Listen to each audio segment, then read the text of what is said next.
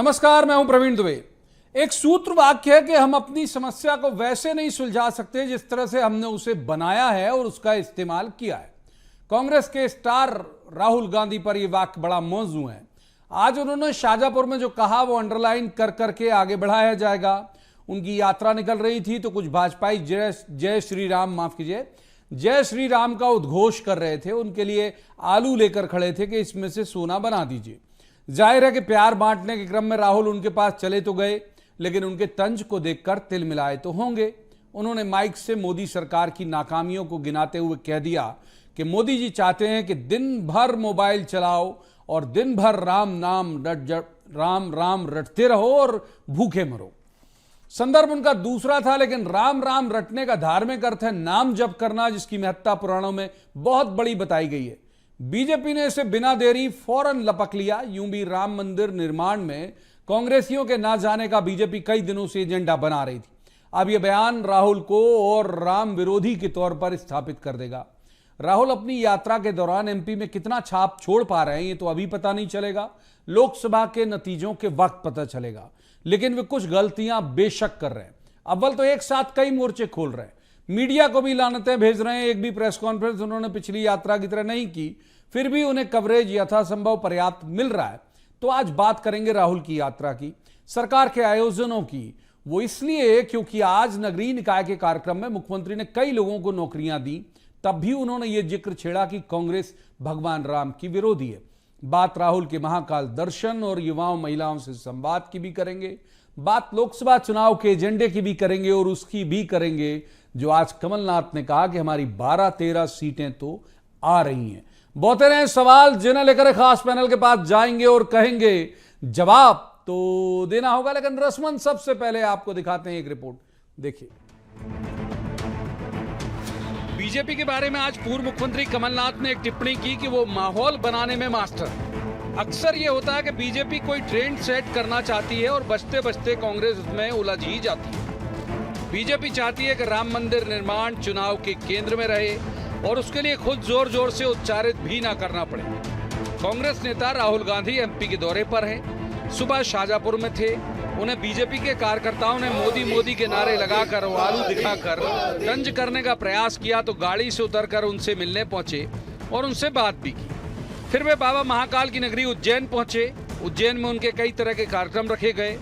पहले महाकाल का दर्शन किया, फिर रोड शो किया और युवाओं और महिलाओं से संवाद भी किया। मगर इससे ज्यादा चर्चा में आ गया उनका वो बयान जिसमें उन्होंने प्रधानमंत्री नरेंद्र मोदी के लिए कह दिया कि मोदी जी चाहते हैं कि आप राम राम बोलो और भूखे मरो। मोदी जी चाहते हैं कि आप दिन भर मोबाइल पे रहो, जय श्री राम बोलो और भूखे मर जाओ। बीजेपी राहुल के दौरे को चतुराई से इग्नोर भले ही कर रही है, लेकिन नजर बारीक बनाए हुए बीजेपी परख रही कि राहुल एमपी में किन मुद्दों को एड्रेस कर रहे हैं और पब्लिक के बीच उनका रिस्पांस कैसा है। बीजेपी तो खुद चाहती है कि राम मंदिर पर कांग्रेस को घेरा जाए और अवसर राहुल गांधी ने खुद थमा दिया। आज भोपाल में स्वच्छता प्रेरणा समारोह हुआ। इसमें तकरीबन 500 नगरीय निकाय के लोग एक साथ जुड़े थे। इस कार्यक्रम के मूल विषय के साथ साथ मुख्यमंत्री डॉक्टर मोहन यादव ने राहुल गांधी की यात्रा का भी जिक्र छेड़ा, साथ में राम मंदिर को भी ले आए। उन्होंने हिंदू मुस्लिम एकता का प्रतीक बताया राम मंदिर निर्माण को और ये स्थापित करने का प्रयास किया कि राम के जो विरोधी हैं वो बाबा महाकाल के दर्शन को आए हुए हैं। देव दर्शन करने की नगरी है उज्जैन। पहले मैं यही उनको शुभकामना देता हूँ, मध्य प्रदेश की धरती पर भगवान उनको सद्बुद्धि दे। एक वो पश्चाताप भी करे कि भगवान राम के मंदिर का न्योता उनकी पार्टी ने क्यों ठुकराया था, वो जनता से माफी मांगे और कुल मिलाकर के शांति और सद्भाव के टापू पर वो अपनी यात्रा जिस भाव से कर रहे हैं वो तो कभी फलीभूत होगी नहीं। राम मंदिर निर्माण एक ऐसा मसला है जो बहुसंख्य आबादी को, जो गैर राजनीतिक हैं, उन्हें भी बीजेपी की तरफ मोड़ता है। कांग्रेस ने मंदिर निर्माण का बहिष्कार करके पहले ही खुद को बैकफुट पर रखा हुआ है। उस पर राहुल के इस बयान के बाद भले ही उसका संदर्भ कुछ भी हो, बीजेपी चुनाव में जमकर कैश कराएगी और कांग्रेस को एक बार फिर से प्रभु श्री राम का विरोधी स्थापित करके ही मानेगी। Bureau report, BSTV। तो उन खास मेहमानों का आपसे तारुफ करा दूं जिनके साथ हम चर्चा को आगे बढ़ाएंगे। हमारे साथ हैं भूपेंद्र गुप्ता, कांग्रेस के वरिष्ठ नेता हैं, प्रदेश उपाध्यक्ष हैं और विद्वान प्रवक्ता भी हैं। बहुत स्वागत है भूपेंद्र जी का।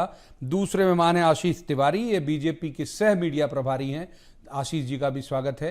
और तीसरे मेहमान दिनेश गुप्ता, वरिष्ठ पत्रकार हैं, बहुत अच्छे राजनीतिक विश्लेषक हैं। दिनेश जी का भी बहुत बहुत स्वागत है। शुरुआत आज जाहिर तौर पर भूपेंद्र जी से ही करेंगे। तो भूपेंद्र जी, क्या मायने, मतलब इस बयान के मायने जितने समझ आए वो तो आए, लेकिन आपको लगता है कि जो वाक्य विन्यास है वो कुछ इस तरह का हो गया कि उसे ले उड़ेगी बीजेपी और ये स्थापित हो जाएगा कि राम विरोधी हैं राहुल गांधी? देखिए, बीजेपी के पास ले उड़ने के अलावा दूसरी क्या हिकमत है?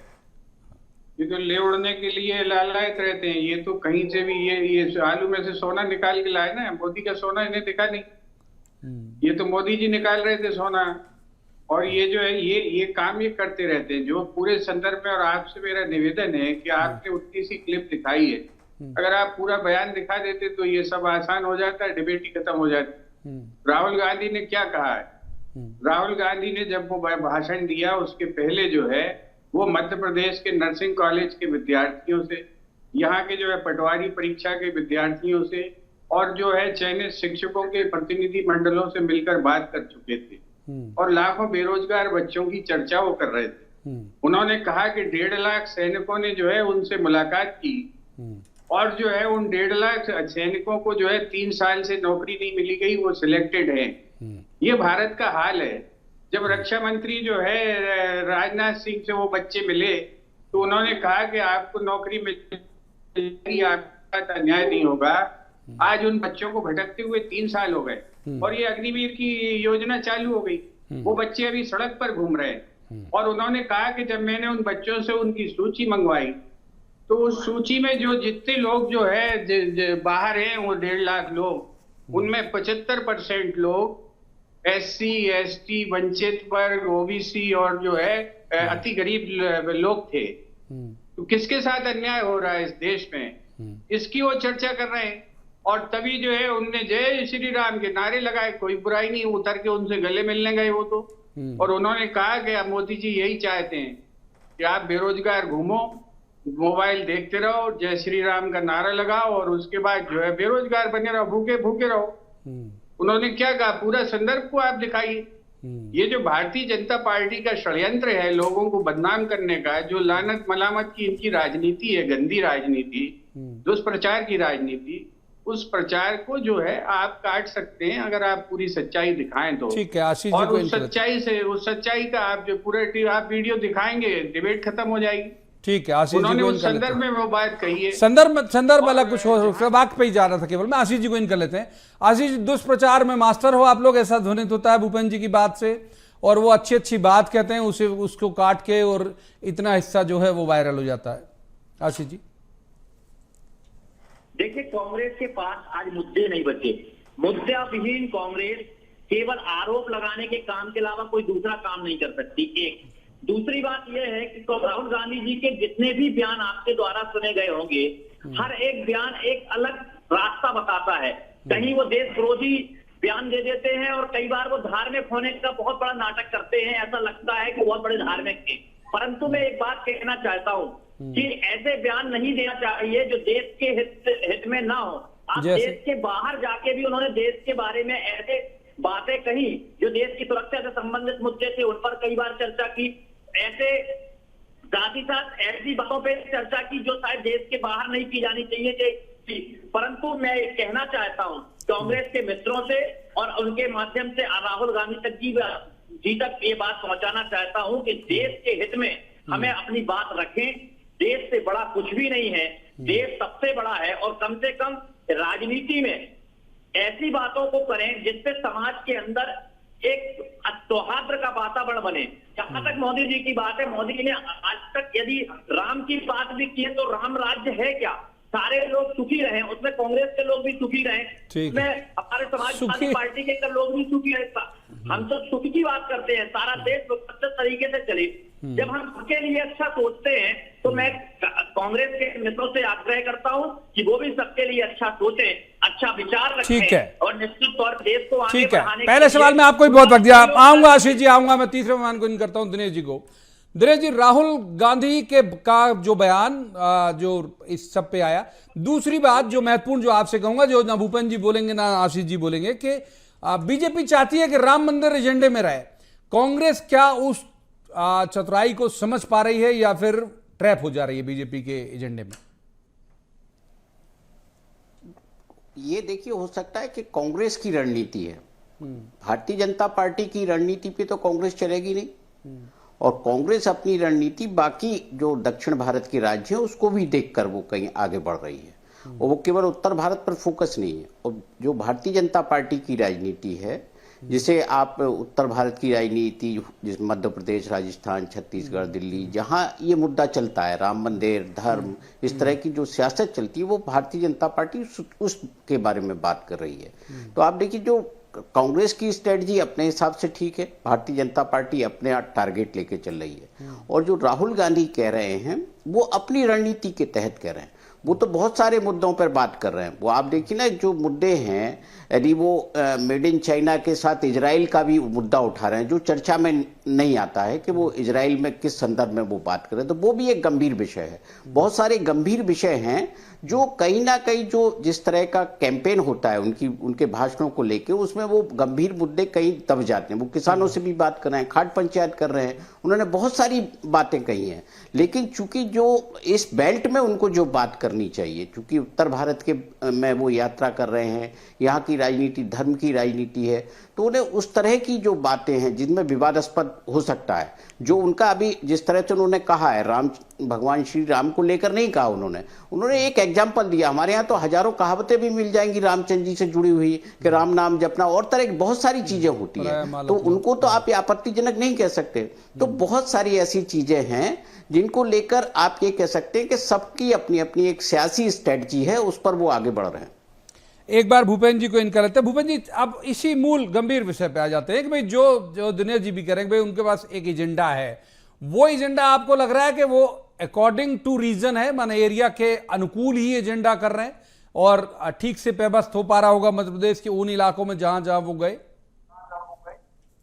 आपके प्रश्न का उत्तर देने के पहले आशीष जी ने मुझसे कुछ आग्रह किया है जी, उस आग्रह की मैं पूर्ति करना चाहता हूं। करिए।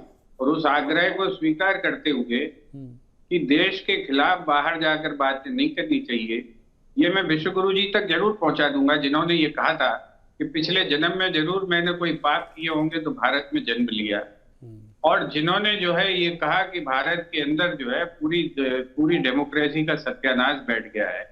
ये उनके कई चर्चित भाषण हैं, तो उन तक मैं ये जरूर इनकी जो है निवेदन भेज दूंगा, ताकि जो है भविष्य में वो इस तरह की बातचीतें ना करें, ताकि देश का उसमें नुकसान ना हो। बिना बुलाए वो जो है दूसरे देशों में ना जाएं, और जो है बिना बुलाए दुश्मन देशों की एजेंसियों से अपने एयरबेस की जांच ना करवाएं। ये आग्रह मैं जरूर उन तक भिजवा दूंगा और आशीष जी का, ताकि जो है विश्वगुरु जी भी जो है इस चीज को और इसकी गंभीरता को समझे। दूसरी बात आपने जो पूछी, मध्य प्रदेश में जिन इश्यूज को लेके उन्होंने बात की है, वो आर्थिक सामाजिक अन्याय। आज जो है इस देश में जो है देश का मुखिया ये कहता है कि हम जो है कपड़ों से पहचानते हैं लोगों को। ये किसके बारे में विषमता कर रहे हैं आप? इस संवैधानिक रूप से देश के दो नागरिकों के बीच में अगर आपके अंदर ये निंदा और असमानता का भाव है, तो आप किस स्थिति में जो है नारे लगाते हैं? आज इस देश का जो है सबसे बड़ा मुखिया अगर ये कहता है कि हम जो है गारंटी नमक का कर्जा उतारिए, तो क्या ये इस देश की राजनीति के लिए, राजनीतिक गुणवत्ता के लिए शोभा देता है? ठीक है, इस पर हमें चर्चा करनी पड़ेगी। और राहुल गांधी उस अन्याय के लिए चर्चा कर रहे हैं। जब 10 लाख करोड़ के कर्जे अपने निजी मित्रों के माफ किए जा सकते हैं, तो किसान का कर्जा माफ क्यों नहीं किया जा सकता? किसान भी रोज टैक्स देता है। ये जो एक अवधारणा बनाई गई है कि टैक्स केवल जो है पूंजीपति देते हैं, ये अवधारणा जो है, आज एक नमक खरीदने वाला आदमी भी नमक पर टैक्स चुकाता है। ठीक है, खरीद कर तो ठीक है। आशीष जी से जवाब ले लेते हैं। आशीष जी, वो महत्वपूर्ण मुद्दों पर बात कर रहे हैं, आम आदमी से जुड़े मुद्दों पर बात कर रहे हैं। आप लोग जाहिर तौर पर ऐसे दिखा रहे हो कि जैसे आप उनकी यात्रा को इग्नोर कर रहे हो, लेकिन बारीक नजर आप भी रखे हुए हो, क्योंकि आपको खतरा है राहुल गांधी से। आशीष जी, देखिए, राहुल गांधी जी से मध्य प्रदेश में भारतीय जनता पार्टी को कोई खतरा नहीं है। मुझे तो लगता है सारे देश में कोई खतरा नहीं। और मैं बहुत स्पष्ट रूप से कहना चाहता हूं, राहुल गांधी जी ने पिछली बार भी यात्रा निकाली पर उस यात्रा के दौरान कैसे लोग उनकी यात्रा में शामिल हुए ये सबको मालूम है, किस प्रकार के नारे लगे ये सबको मालूम है, उसकी रिकॉर्डिंग है और स्वयं कांग्रेस के ट्विटर हैंडल से उस समय पर वायरल हुई थी। तो कांग्रेस के पास में इन सब चीजों का कोई जवाब नहीं होता।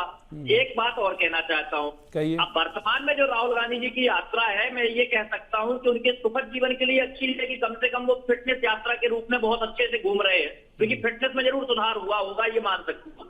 परंतु कांग्रेस की ना तो परंपरा में सुधार हुआ, ना कांग्रेस की रीति नीति में सुधार हुआ, ना कांग्रेस की विचारधारा में सुधार हुआ, ना कांग्रेस ने जनता के बीच में काम किया।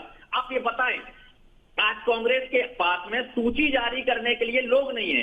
आज ये परिस्थितियां हो गई है कि कांग्रेस की टिकट में कोई चुनाव नहीं लड़ना चाहता, लगातार लोग कांग्रेस को छोड़ रहे हैं। आप देखें मध्य प्रदेश के अंदर महापौर, पूर्व विधायक, पूर्व सांसद, इन सभी ने कांग्रेस पार्टी को छोड़ने का काम किया है। जब कांग्रेस अपने संगठन को नहीं चला पा रही है, अपने परिवार को नहीं चला पा रही है, वो देश क्या चलाएगी। साथ ही साथ एक बात और बहुत जल्दी मध्य प्रदेश के अंदर कांग्रेस विपक्ष में है, तो निश्चित तौर पे मैं अपने कांग्रेस के प्रवक्ता से आग्रह करूंगा, लोकतंत्र में विपक्ष की अपनी भूमिका होती है, उन्हें कम से कम विपक्ष में होने का दायित्व निभाना चाहिए। विपक्ष में दायित्व आऊंगा जवाब देना चाहते हैं भूपेन जी, लेकिन मैं पहले दिनेश जी के पास जाऊंगा। आऊंगा भूपेन जी। दिनेश जी, एक जो है पाप किया था कि आपको भारत में जन्म लेना पड़ा, आपके नेताजी ये कहते हैं। आई रहा हूं सर, फिर आपस में अंताक्षरी हो जाएगी। दिनेश जी की तो इनकर लेते किया था कि आपने भारत में जन्म लिया, ये आपके विश्वगुरु जी ने कहा है। आई रहा हूं, इसके बाद आपका ही नंबर है भूपेन जी। आई रहा हूं, पहले एक बार दिनेश जवाब दीजिए इसका। दिनेश जी को एक बार इन कर लेते हैं सर, फिर आपका ही नंबर है। आई रहा हूं, आपका ही टर्न है। दिनेश जी, एक जो पूरी बड़ी बात है वो ये है कि भाई ठीक है, पिछली यात्रा भी हमने देखी, भीड़ भी उमड़ रही थी, सारा कुछ हो रहा था। इस बार वो अपेक्षाकृत ज्यादा आक्रामक है मीडिया के लिए। पिछली बार उन्होंने जहां जहां भी गए प्रेस कॉन्फ्रेंस करी, लोगों से बात करी, 1-to-1 भी दिए। इस बार उस तरह से वो खुद बात नहीं कर रहे हैं, बल्कि या तो जयराम रमेश पीसी करते हैं या जिस स्टेट में होते हैं उस स्टेट का प्रेसिडेंट, जैसे अपने यहाँ जीतू जी कर रहे हैं। क्या रणनीति, क्या वजह होगी? क्योंकि अगर मान लीजिए एजेंडे पे बात कर रहे हैं तो उनकी इच्छा भी तो होनी चाहिए कि ये एजेंडा जो है वो सर्कुलेट हो, ऐसे कट कट के वीडियो ना आए।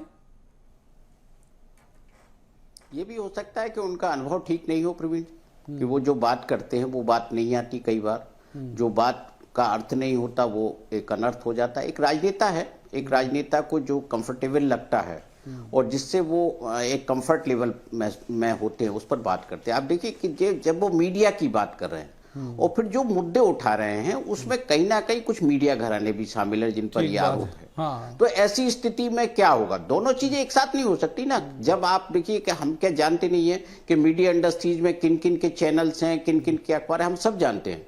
तो वो यदि इससे बचने की कोशिश कर रहे हैं, वो उसको सामने नहीं आ रहे हैं, तो उनको पता है कि यदि ये कुछ कहेंगे, ये सवाल किस तरह के आएंगे, तो वो मुझे लगता है उनकी जो रणनीति और अनुभव है वो उसके हिसाब से उन्होंने अपना एक स्टैंड लिया हुआ है और उसी के हिसाब से वो पब्लिक में डायलॉग कर रहे हैं, लोगों से डायलॉग कर रहे हैं। यदि मीडिया को लग रहा है कि उनको जो है हम वो जो बोलेंगे वो नहीं दिखेगा, तो मुझे लगता है ये उनका अपना वो है। बहुत सारी चीज़ों पर ऐसे पर भी हमने देखे जिन पर जो विषय नहीं होते और वो विवाद बड़ा बन जाते हैं। ठीक बात है। एक बार भूपेन जी को इन करते हैं। भूपेन जी, जो बात कमलनाथ जी ने कही थी उससे आप इत्तेफाक रखते हैं? आज ही कही और संयोग से उसी वक्त कही, राहुल जी के पहुंचने के पहले महाकाल के मंदिर में। उन्होंने कहा कि भाई बीजेपी जो है वो माहौल बनाने में बहुत मास्टर है, हो सकता है वो अपने संदर्भ में कह रहे हो, और बोला कि भाई इससे बचना पड़ेगा और इसको लेकर सावधान होने की जरूरत है। ये निश्चित रूप से दुष्प्रचार में दुनिया में इनका कोई सानी नहीं है, अफवाह फैलाने में इनसे कोई बड़ा विश्वगुरु जादूगर नहीं है। तो इस मामले में तो इनकी विद्वत्ता को मानने में कोई आपत्ति नहीं है। दूसरी चीज मैं ये कहना चाहता हूँ, हमारे आशीष जी बार बार ये कह रहे थे कि साहब हमारे पास कैंडिडेट नहीं बचे, लोग मिल नहीं रहे। ये तो जो बीजेपी जो विश्वगुरु बन चुकी, जो 400 का सपना दिखा रही है लोगों को, उनके लोग टिकट फेंक फेंक के भाग रहे हैं। इसलिए भाग रहे हैं, जरा इसका जवाब दीजिए। कम से कम 6 लोग आपकी जो है टिकट फेंक के भाग चुके हैं कि हमें नहीं चाहिए भैया, हमें नहीं लड़ना है। आसनसोल एक जो है आपका सिंबल बन गया है आपके पलायन का, इसका तो जवाब दीजिए, ये क्यों हो रहा है आपकी पार्टी में? और आपने जिन परंपराओं की चर्चा की है, आपने किन महान परंपराओं की स्थापना की है? आऊंगा आशीष जी, आऊंगा फिर आपके टर्न में भूपेन जी बोलेंगे तो ठीक से सुनाई नहीं देगा। आशीष जी प्लीज, आऊंगा इसके बाद आपका ही टर्न है। आशीष जी आओ, इसके बाद आपका ही टर्न है प्लीज, फिर वो शोर लगेगा आपकी बारी में, भूपेन जी बोलेंगे तो कुछ नहीं सुनाई देगा। आशीष जी प्लीज सुन लीजिए पहले, फिर आपका ही टर्न है, इसके बाद आपके तरफ ही आ रहा हूँ। इसके बारे में जरा अपना जो है जवाब दीजिए, जनचर्चा करिए। लोग फेंक रहे हैं तो आपकी टिकट की कोई कीमत नहीं है, जबकि सबको मालूम है कि टिकट का मतलब है जीतना। ये आप ही कह रहे हैं 4 सौ पार, तो इसके बाद भारतीय जनता पार्टी का कार्यकर्ता तो भाव के क्यों फेंक साथ रहे हैं? इसका जवाब चुनाव में दीजिए। आता है और चुनाव को इसके लड़ता जवाब है, देने में और आपकी कार्यकर्ता हिम्मत के नहीं है। लिए जो भी संगठन तय करता है कि अरे जिस आपकी कार्यकर्ता को छह चुनाव टिकटें लड़ाना फेंक दी है लोगों ने उसको सड़क पे चुनाव कि हमें लड़ाते नहीं हैं। ठीक है, एक जवाब ले लेते जवाब हैं दीजिए। भूपेन जी, अब जवाब ले लेते हैं, फिर दिनेश जी के पास जाएंगे। ये भूपेन जी बात जल्दी पूरी कर लीजिए, आशीष जी बात पूरी हो जाए फिर आपकी तरफ आ ही रहा हूं तुरंत। वो ऐसे में शोर जैसा लगता है। सांसद बना रहे हैं तो ये हमारे अरे भाई शोर जैसे लगने लगता है, फिर आपसे पूछूंगा तो भूपेन जी बोलेंगे बीच में, तो दोनों की बात नहीं समझ आएगी। भूपेन जी बात पूरी करिए, भूपेन जी बात पूरी करिए जल्दी से। कितने सारे लोग टिकट फेंक रहे हैं, कह रहे हैं हमें नहीं लड़ना चुनाव। टिकट जिनकी घोषित हो चुकी है उसका इनके पास क्या जवाब है? सारे ठीक है। के सारे लोगों के जो है एक ही तरह के गंदे वीडियो क्यों सामने आ रहे हैं? ठीक है, यही ऐसी एजेंडा आपका। पार्टी जवाब ले जो लेते हैं, साक्षात आप जवाब ले लेते हैं लोगों भूपेन जी, को अब नहीं आप है। जवाब ले लेते हैं। अब आपसे भी अनुरोध करूंगा, सुन लेते हैं आशीष जी क्या आपका जो आशीष जी है, जवाब दीजिए, आशीष जी जवाब आप जो है इसका जवाब दीजिए जनता को। आशीष जी जवाब दीजिए भाई, जनता को जवाब तो देना होगा, शो का नाम है। कार्यकर्ता आधारित पार्टी है और कार्यकर्ता कौन से कार्यकर्ता को हमें टिकट देना है ये हम तय करते हैं। कई बार हमारे कार्यकर्ता स्वयं अपनी इच्छा व्यक्त करते हैं कि हम इस सीट से नहीं, हम इस सीट से लड़ना चाहते हैं। सर अब आप ही सुन लीजिए। देखिए आपके टर्न में मैंने आशीष जी को रोका था, आप सुन लेते हैं भूपेन जी, सुन लेते हैं। और संगठन तय करेगा कि उसे कौन सी जिम्मेदारी देनी है, वो उसे स्वीकार करनी पड़ती है और वो स्वीकार करता है। बात पूरी करिए जल्दी से आशीष जी, फिर जाएंगे दिनेश जी की तरफ। इतना ही था आपका, कुछ और? आशीष जी सुन रहे हैं? मैं यही बोलना चाहता हूं। आपकी टिकट, इसका तो जवाब दो। अखबार में छपवा रहेंगे हमें नहीं लड़ना, ठीक इसका है, जवाब क्या है आपके पास? महान विश्व गुरु की पार्टी ठीक है। की अब टिकट दिनेश जी, अब दिनेश जी को, सर दिनेश जी, भूपेन जी, दिनेश जी, हमारे यहाँ तो आशीष जी अब तीसरे में मार्गदर्शन करूंगा मैं। मैंने वक्त दिया दोनों को कि भाई अब आप और एक एक आखिरी सबसे पूछ लिया था, अभी वक्त है हमारे पास। हालांकि दिनेश जी को इन करूंगा, माफ कीजिए प्लीज, दिनेश जी को इन करता हूं। दिनेश जी, राहुल गांधी की यात्रा कितना प्रभाव छोड़ जाएगी? दूसरा, अगर आप देख रहे हो कि आज का एक और जो हमारा सेगमेंट भी है, मैंने आज बहुत माइन्यूटली देखा, जो प्रोग्राम था स्वच्छता वाला, में ठीक नाम उसका उच्चारित शायद नहीं कर पाऊँ, कुछ एक नाम दिया था बीजेपी ने, गवर्नमेंट ने, माफ कीजिए। उसमें डॉक्टर मोहन यादव ने जो सारा कुछ किया, भर्तियों के पत्र दिए, ये दिए वो दिए, उन्होंने पूरी जो जितनी भी यूएलबी जुड़ी हुई थी और वहाँ के जो लोग जुड़े हुए थे उनसे कहा भाई देखिए राम विरोधी हैं ये लोग, और उसे बड़े तर्क और तथ्य के साथ स्थापित किया। तो इसे कैसे देखते हैं आप, और राहुल गांधी की यात्रा का असर कितना आपको लगता है होगा? देखिए प्रवीण जी, ये कोई आज की राजनीति नहीं है राम विरोधी की जो बात कर रहे हैं। जब अयोध्या का रथ यात्रा निकली थी तब भी कांग्रेस राम विरोधी थी, जब बाबरी मस्जिद गिरी थी तब भी कांग्रेस राम विरोधी थी।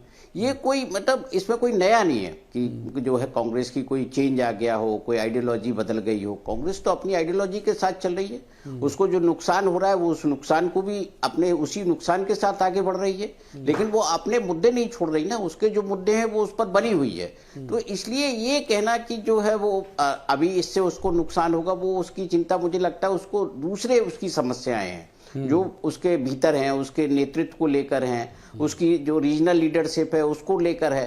तो जो कांग्रेस पार्टी के भीतर जो चीजें हैं वो संगठनात्मक कमियां उसमें बहुत ज्यादा हैं, तो उसके कारण उनकी पूरी रणनीति गड़बड़ा जाती है। आप मध्य प्रदेश में देखिए ना कि विधानसभा चुनाव में 40% वोट पार्टी को मिलता है। ये वोट कौन देता है, किस आइडियोलॉजी पर मिलते हैं इसको? ये कांग्रेस पार्टी। पिछली बार मोदी लहर में 34.5% मिला था लोकसभा चुनाव में, वो भी बहुत कम नहीं था। तो ये जो वोट है, और यही वोट उसके लिए एक चिंता का विषय भारतीय जनता पार्टी के लिए कि ये वोट उसके पास आ कहां से रहा है। और इसीलिए कांग्रेस जो है अपनी आइडियोलॉजी पर स्टैंड कर रही है, वो अपने वोटर के साथ खड़ी हुई है। वो भले ही सीटों में कन्वर्ट नहीं हो रहा है, ये महत्वपूर्ण बात है, ये महत्वपूर्ण बात है, ये महत्वपूर्ण बात है। एक बार भूपेन जी को इन करते हैं। भूपेन जी, सीटों में कन्वर्ट नहीं हो पा रहा, जो एक उन्होंने कहा दिनेश जी ने 40%, मैं पिछले लोकसभा का भी मैंने याद दिला दिया कि अगर मैं गलत नहीं हूं तो 34.5% या इतना करीब आपके पास आया था। सीटों में कन्वर्ट नहीं हो पाता, एक सीट आई थी पिछली बार इतने सारे वोट शेयर के बावजूद। मुझसे पूछ रहे हैं? जी बिल्कुल आपसे पूछ रहा हूं। देखिए, जो हमारी बिल्कुल 34% वोट आया था, उसके बाद हमने जो है 5% का उछाल लिया, और ये हमने जो है हमारी संगठनात्मक जो है संरचना में सुधार करके किया, और उसी संरचना का सुधार हम निरंतर करते जा रहे हैं। आज भी हम जो है ये मशीनों से हमारी बातचीत नहीं हो पाने के बावजूद भी आज हम 40% वोट पर खड़े हुए, ये कोई छोटी बात नहीं। और जो इतनी बड़ी जीत जिसको ये कहते हैं 163 सीटों की जीत, उसके बाद भी ये खुशी नहीं मना पा रहे, चेहरे लटके हुए हैं। तो इसका भी अपना कोई एक बॉडी लैंग्वेज है, इसका अपना भी एक संदेश है पूरे प्रदेश के अंदर। जहां पर जाते हैं इन्हें कोई जो है ऐसे लोग इन्हें उसी शक की निगाह से देखते हैं कि इन्होंने जो है एक नैसर्गिक मत को जो है पलट लिया है। तो ये जो समस्या है, ये समस्या एक ये सिस्टम की समस्या है। आज आप देखें कि भारत में क्या ऐसा कभी हुआ है जो सिस्टम से लोगों को रूटीन कोर्स में एक चिट्ठी से जिसको नौकरी मिलना चाहिए थी उसे उत्सव मनाकर नौकरियां देनी पड़ रही हैं। ये इनकी परफॉर्मेंस। जवाब ले लेते हैं, अब जवाब ले लेते हैं सर, वक्त फिसल रहा है हाथ से, जवाब ले लेते हैं। आशीष जी, वोट शेयर जो इनका है वो बहुत तकलीफ दे रहा है आपको, आप उससे डरे हुए हो, ये बात भूपेंद्र जी का कहना है कि भाई आपकी जो बॉडी लैंग्वेज है वो कंधे झुके हुए टाइप की दिखती है कांग्रेस को। मैं अपने कांग्रेस के मित्र को याद दिला देना चाहता हूं कि जब हम विधानसभा के चुनाव में थे उस समय उन्हें कितना वोट प्रतिशत मिला, पहले तो वो ये याद करें। इसके पश्चात मैं उन्हें ये भी याद दिला देना चाहता हूं कि हमारे कम से कम 10 से 11 ऐसे प्रत्याशी थे जो 1000 के अनुपात में चुनाव हारे हैं। तो हमारा जो वोट प्रतिशत था वो लगातार वही बना हुआ है, हमारा प्रतिशत घटा नहीं है। साथ ही साथ पूर्व के चुनाव में चलना चाहिए। 2018 में जब हम चुनाव में गए तो उस समय की परिस्थितियों को देखें तो उस समय जब हम चुनाव भी हारे थे। आशीष जी, मैं माफ कीजिए लंबा ले जाता, लेकिन वक्त इजाजत नहीं देता, मुझे यहीं रोकना पड़ेगा, माफ कीजिए। तीनों मेहमानों का यहीं पर शुक्रिया अदा करना पड़ेगा क्योंकि वक्त इससे ज्यादा चर्चा की इजाजत नहीं देता। बहुत बहुत धन्यवाद इस चर्चा में शामिल होने के लिए। लेकिन एक बात है जरूर कि जो बात दिनेश जी कह रहे हैं, मैं सहमत हूं इस बात के साथ कि कांग्रेस को अगर पूरी ताकत लगानी है तो सिर्फ इस बात को लेकर लगानी है कि वो जो वोटर उसके साथ आज भी कमिटेड तौर पर जुड़ा हुआ है, क्या वो सीट में या नंबर्स में कन्वर्ट कर पाएगा उसे। और शायद हो सकता है कि दोनों पार्टियां इस बात को लेकर चिंतन मनन और कुछ प्रयोग भी कर रही होंगी। आज की चर्चा में इतना ही, कल किसी खास मसले पर खास पैनल के साथ बैठकर कहेंगे, जवाब तो देना होगा। आप देखते रहिए BS TV।